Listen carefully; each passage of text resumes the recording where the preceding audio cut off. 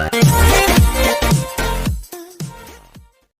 Welcome to my YouTube channel Saraswati commerce academy. तो आज हम करने वाले हैं अपनी क्लास इकोनॉमिक्स का चैप्टर नंबर 2। ये हमारे इंडियन इकोनॉमिक डेवलपमेंट का चैप्टर नंबर 2 है, जिसके अंदर हम डिस्कस करेंगे इकोनॉमिक प्लानिंग को। हमारे चैप्टर का नाम यही है, इकोनॉमिक प्लानिंग इन इंडिया। तो आज हम इस चैप्टर को पूरा वाइंड अप कर देंगे, पूरा कंप्लीट कर देंगे इसी वीडियो सेशन में। तो आप प्लीज ध्यान से सुनिएगा। तो सबसे पहले हमारे इस चैप्टर में मेन बात जो आती है वो क्या है, इकोनॉमिक प्लानिंग क्या होती है। इकोनॉमिक प्लानिंग का मतलब है किसी देश के यानी कि किसी भी कंट्री के रिसोर्सेज को ध्यान में रखते हुए कि इस कंट्री के पास क्या क्या रिसोर्सेज हैं।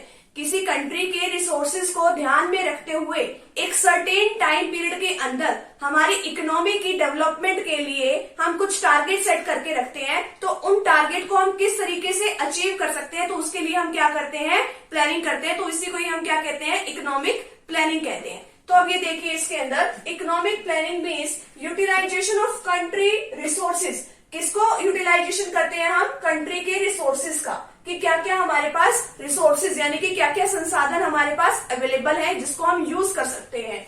इनटू डिफरेंट डेवलपमेंट एक्टिविटी, अलग अलग डेवलपमेंट की एक्टिविटीज को पूरा करने के लिए in accordance with national priorities, अपने देश के विकास के लिए, अपनी इकोनॉमी की डेवलपमेंट के लिए। तो इसमें सिंपल सा मतलब यही है। अब देखो, हमें कोई भी काम करने के लिए हमें प्लानिंग करनी ही पड़ती है और एक सर्टेन टाइम पीरियड के अंदर अंदर हमें वो ऑब्जेक्टिव अचीव भी करना पड़ता है। सर्टेन टाइम पीरियड का मतलब क्या है, एक फिक्स टाइम पीरियड है कि उसके अंदर हमें ये ऑब्जेक्टिव अचीव करना ही करना है। मान लो हमने ऑब्जेक्टिव अचीव करना तो था 1 साल में, ठीक है। तो ये नहीं है कि हम 1 साल की बजाय उसके ऊपर 10 साल लगा दें, ऐसा नहीं होना चाहिए। अगर हमने 1 साल के लिए कोई टारगेट सेट किया है तो हमें 1 साल के अंदर अंदर उस टारगेट को अचीव भी करना है, उसके ऊपर ज्यादा टाइम नहीं लगाना है।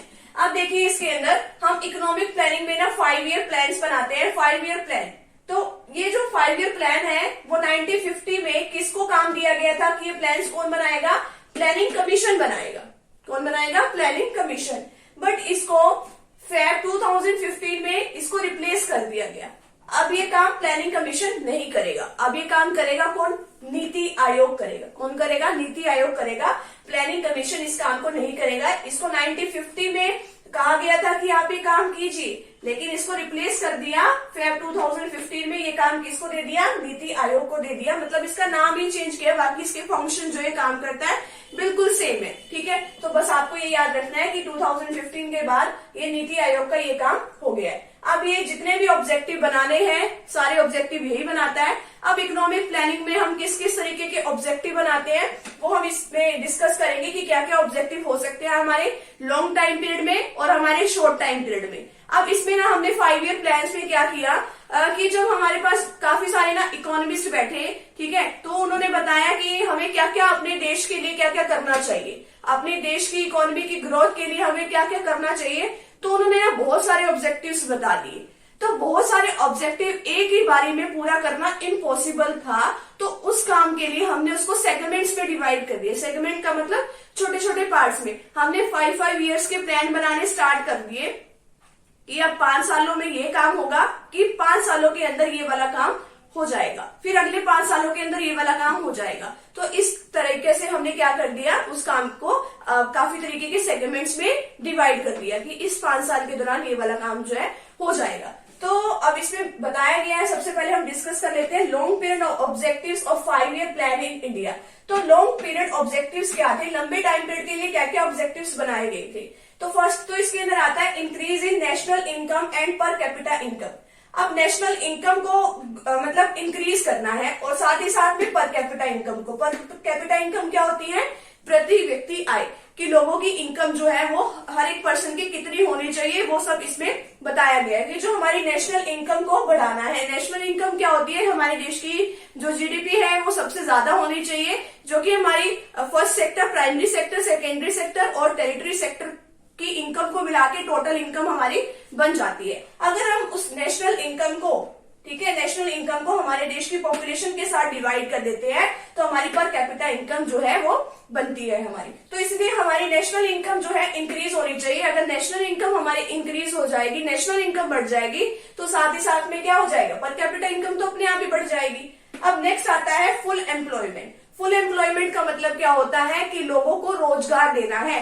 ऐसे जितने भी लोग हमारी कंट्री के अंदर है जो काम करने के लिए तैयार भी है और जो उनको वेज रेट मिल रही है, अगर उसके अकॉर्डिंग वो काम करने के लिए तैयार है, ठीक है, तो उनको क्या मिलना चाहिए, एम्प्लॉयमेंट मिलना चाहिए। तो इसमें लॉन्ग पीरियड ऑब्जेक्टिव में ये इसका सेकेंड ऑब्जेक्टिव है। अब नेक्स्ट है इक्विटेबल डिस्ट्रीब्यूशन। इक्विटेबल डिस्ट्रीब्यूशन का मतलब है कि जो हमारी इनकम का जो लेवल है वो हमारा सेम ही होना चाहिए, यानी कि जो हमारे अगर लेबर्स हैं तो उनको सेम तरीके की वेजेस ही मिलनी चाहिए, किसी को ज्यादा या कम नहीं मिलना चाहिए, ठीक है। तो इक्विटेबल डिस्ट्रीब्यूशन होना चाहिए हमारे इनकम का और हमारी वेल्थ का। अब देखिए ये हमारे कुछ शॉर्ट पीरियड ऑब्जेक्टिव्स हैं या गोल्स कह लो।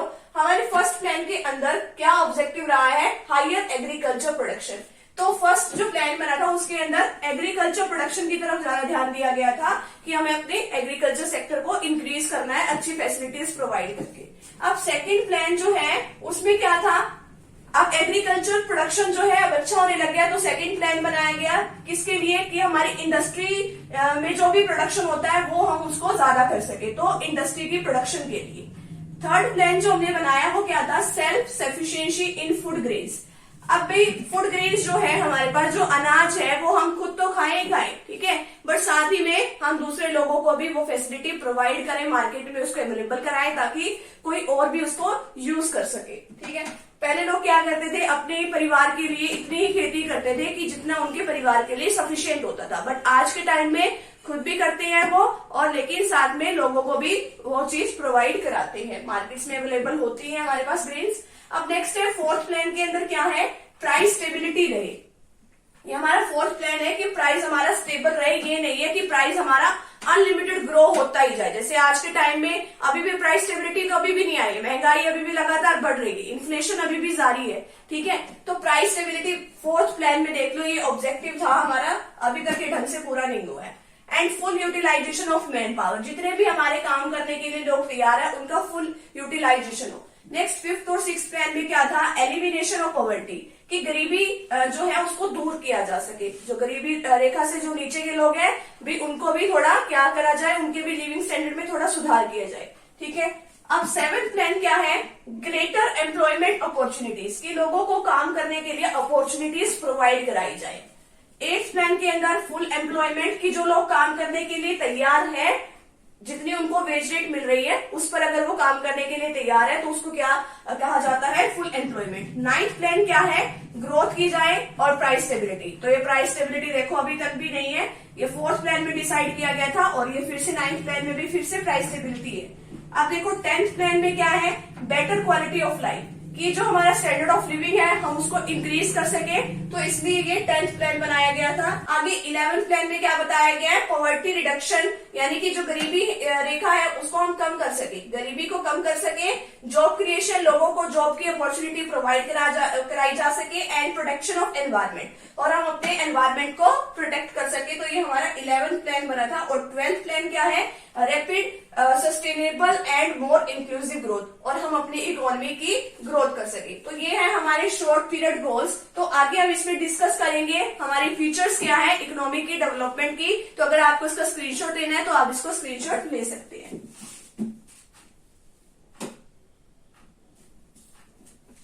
तो आपने इसका स्क्रीनशॉट ले लिया होगा, तो चलिए अब इसकी फीचर्स के बारे में हम लोग डिस्कस कर लेते हैं। तो चलिए अब डिस्कस करते हैं हमारी features of economic planning pursued under planning till 1991।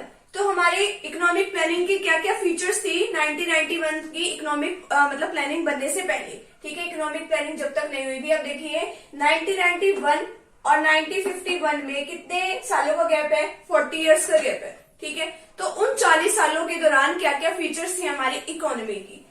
अब सबसे पहले हमारे पास फीचर आती है heavy reliance on public sector, कि सबसे ज्यादा भरोसा किसके ऊपर किया गया था, पब्लिक सेक्टर के ऊपर भरोसा किया गया था, कि जो कुछ करेगा हमारा पब्लिक सेक्टर करेगा। वैसे तो हमारी इंडियन इकोनॉमी में जो कैसी इकोनॉमी है, हमारी मिक्स इकोनॉमी को अपनाया गया था, बट इसमें ज्यादातर प्राइवेट सेक्टर को इंक्लूड नहीं किया गया था। सिर्फ किसके ऊपर बिलीव किया गया था, पब्लिक सेक्टर के ऊपर, कि अगर प्राइवेट सेक्टर को ये स्पेशल कुछ काम दे दिए गए तो ये अपना ही प्रॉफिट ज्यादा कमाने की कोशिश करेगा, हमारी उससे इंडिया की डेवलपमेंट, हमारी कंट्री की डेवलपमेंट नहीं हो सकेगी। तो इसीलिए ज्यादातर काम किसको दिया गया, कि जिससे हमारी इकोनॉमी की डेवलपमेंट हो सके, वो ज्यादा काम किसके ऊपर दे दिया गया, हमारे पब्लिक सेक्टर को दे दिया गया। ठीक है, काफी सारे बहुत इंपॉर्टेंट काम है, तो वो जैसे कि रेलवे का डिपार्टमेंट, ठीक है, जैसे कि हमारी इलेक्ट्रिसिटी का डिपार्टमेंट, वो सारे डिपार्टमेंट्स या किसी रिसर्च से रिलेटेड जो डिपार्टमेंट है वो सारे पब्लिक सेक्टर को ही दिए गए थे।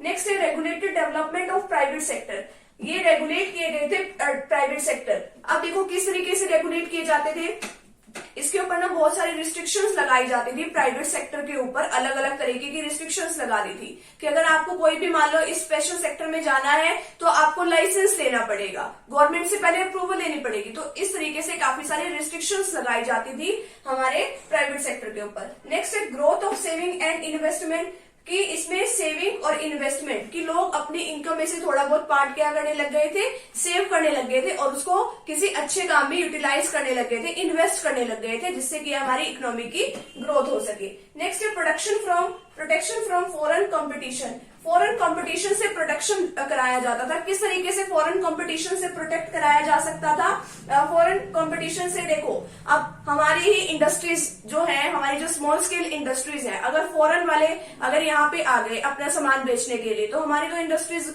में जो भी सामान बन रहा है उनको तो कोई यूज ही नहीं करेगा, क्योंकि वहां पे जो सामान है वहां की अच्छी टेक्नोलॉजी है, अच्छी टेक्नोलॉजी की वजह से उनको कम रेट पे भी गुड्स जो है अवेलेबल हो जाते हैं, तो इसीलिए वो सस्ती यहाँ पर वस्तुएं अवेलेबल करा सकते हैं, गुड्स अवेलेबल करा सकते हैं। तो इसीलिए इससे अच्छा है कि फॉरेन कंपटीशन से बचाने के लिए उसके ऊपर काफी तरीके की रिस्ट्रिक्शंस लगा दी गई है कि अगर कोई मान लो यहाँ पे इंपोर्ट करता है कोई भी गुड्स वगैरह, तो उसको बहुत हाई रेट से टैक्सेस वगैरह जो उसके ऊपर लगते हैं उसको देने पड़ेंगे। तो इस तरीके से फॉरेन कंपटीशन से भी प्रोटेक्शन दिलाई गई है कि इससे बढ़िया यहाँ के लोगों जो सामान बना रहे हैं, जो यहाँ के पीपल, तो वहीं से सामान हमें परचेज करना चाहिए। नेक्स्ट है एक्सपोर्ट प्रमोशन, एक्सपोर्ट की प्रमोशन की जाती थी। एक्सपोर्ट का मतलब क्या होता है, निर्यात करना, अगर हिंदी में हम बात करें तो एक्सपोर्ट क्या होता है, निर्यात करना, कि यानी कि हम यहाँ से दूसरे देशों में तो क्या करें, हमारे यहाँ पे जो गुड्स वगैरह बन रही है उसको दूसरे देशों में हम अपने गुड्स को सप्लाई करें। ठीक है, और क्या है, एंड इम्पोर्ट सब्सटीट्यूशन, और जो हम दूसरे देशों से इंपोर्ट कर रहे हैं यानी कि आयात कर रहे हैं, वो हम कम से कम इंपोर्ट करें।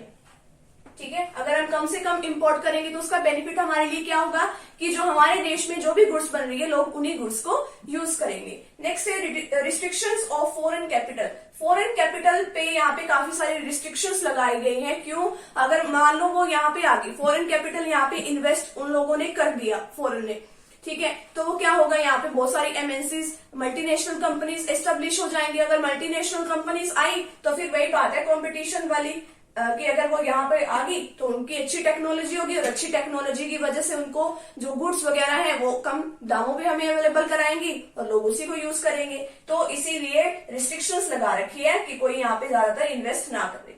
नेक्स्ट है protection of small scale industries, ये स्मॉल स्केल इंडस्ट्रीज जो है, छोटी छोटी जो इंडस्ट्रीज है जिससे लोगों का रोजगार चल रहा है, ठीक है, तो उनको काफी तरीके से प्रोटेक्ट किया गया है, उनको काफी तरीके की फाइनेंस की फैसिलिटीज भी अवेलेबल कराई गई है। तो ये तो है हमारी फीचर्स ऑफ इकोनॉमिक प्लानिंग। 1991 से पहले इकोनॉमिक प्लानिंग की क्या क्या फीचर्स थी, तो ये तो है हमारी फीचर्स। अब बात करते हैं हम अपनी अचीवमेंट्स की इकोनॉमिक प्लानिंग की, कि इंक्रीज इन नेशनल इनकम, कि जो हमारी नेशनल इनकम है, लोगों को गुड्स वगैरह जो है अच्छी रेट से अवेलेबल हो रही है, जितनी गुड्स चाहिए लोगों को उतनी गुड्स भी अवेलेबल हो रही है। तो हमारी नेशनल इनकम जो है वो क्या है, इंक्रीज हो रही है। इतनी अच्छी तो नहीं जितनी हमने सोचा था, उतनी तो नेशनल इनकम इंक्रीज नहीं हो रही है, बट फिर भी थोड़ा अच्छी रेट से इंक्रीज होने लग गई है। नेक्स्ट है increase in per capita income, अगर हम नेशनल इनकम बढ़ जाएगी, ठीक है, तो नेशनल इनकम की वजह से हमारी पर कैपिटा इनकम भी बढ़ जाएगी, क्योंकि हम इसको इसी तरीके से ही निकालते हैं। हमारी जितनी भी नेशनल इनकम होती है,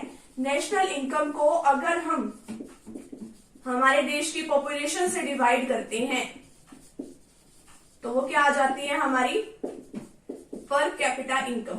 तो अगर हमारी मान लो नेशनल इनकम बढ़ रही है तो उसकी वजह से हमारी पर कैपिटा इनकम भी इंक्रीज होगी। अब नेक्स्ट है डेवलपमेंट ऑफ इंडस्ट्रीज, हमारे यहाँ पे बहुत सारी इंडस्ट्रीज की अब एस्टेब्लिशमेंट होने लग गई थी। अब देखो पहले तो हमारी जो इकोनॉमी थी वो कैसी थी, 5 ईयर प्लान से पहले वो हमारी स्टेगनेंट थी, वो रुकी हुई थी, ठीक है। लेकिन अब क्या है, बहुत सारी इंडस्ट्रीज यहाँ पे लगने लग गई थी, अलग अलग तरीके की इंडस्ट्रीज यहाँ पे सेटअप होने लग गई थी। नेक्स्ट है development of economic structure. Economic structure यहाँ पे डेवलप होने लग गया था। इकोनॉमिक स्ट्रक्चर का मतलब कि यहाँ पे ट्रांसपोर्ट वगैरह, कम्युनिकेशन के जितने भी सोर्सेज वगैरह हैं, इरिगेशन फैसिलिटीज जो है, यहाँ पे लोगों को ये वाली फैसिलिटीज मिलने लग गई थी। और एक और बात आती है डेवलपमेंट ऑफ सोशल इंफ्रास्ट्रक्चर।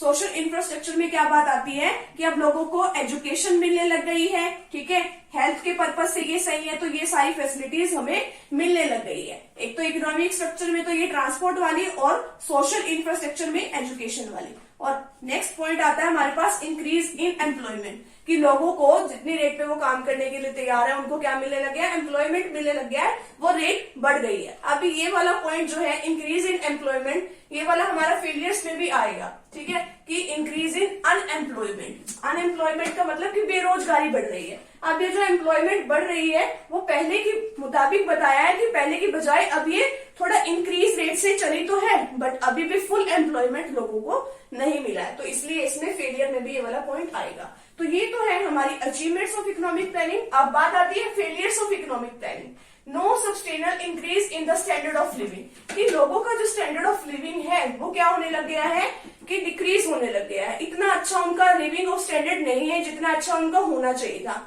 उनको बहुत सारे लोग अभी भी ऐसे हैं जिनकी अभी बेसिक नेसेसिटी जो चीजें हैं अभी तक उनको वो भी नहीं मिलने लगी है। उनका लिविंग स्टैंडर्ड तो बढ़ने की बजाय उनका लिविंग स्टैंडर्ड कम होने लग गया है।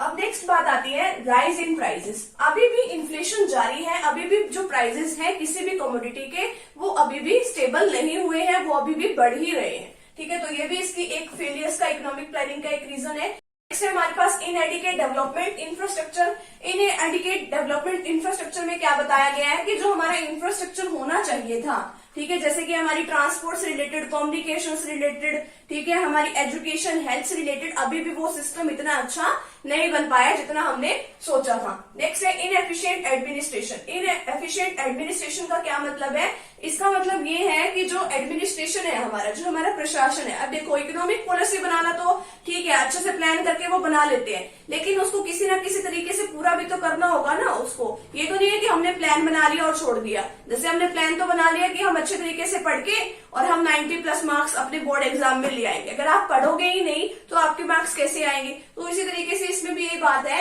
एडमिनिस्ट्रेशन वाले में भी, अगर आपने पॉलिसी तो बना दी बट आपने पॉलिसी को अचीव करने के लिए कुछ काम किया ही नहीं, कुछ कंट्रोल वाले मेजरमेंट आपने उठाए नहीं, कुछ स्टेप्स लिए ही नहीं, तो इसी वजह से क्या होता है, आपकी अच्छी ग्रोथ नहीं हो पाती है इकोनॉमिक की। नेक्स्ट है लेस ग्रोथ इन प्रोडक्शन, कि जितना प्रोडक्शन पे सोचा गया था कि हमारा बहुत ज्यादा प्रोडक्शन होगा, हमारा प्रोडक्शन उतना अच्छा नहीं हुआ है। जितना सोचा था कि एग्रीकल्चर पर ध्यान दिया जाएगा हमारे 5 ईयर प्लान के अकॉर्डिंग, वो ध्यान भी नहीं दिया गया है, ठीक है। तो ये है हमारी फेलियर्स ऑफ इकोनॉमिक प्लानिंग। अगर आपको इसका स्क्रीनशॉट लेना है तो आप इसका स्क्रीनशॉट ले सकते हैं। तो उम्मीद है आपने इसका स्क्रीनशॉट ले लिया होगा। तो मिलते हैं फ्रेंड्स नेक्स्ट टॉपिक के साथ। Thank you very much.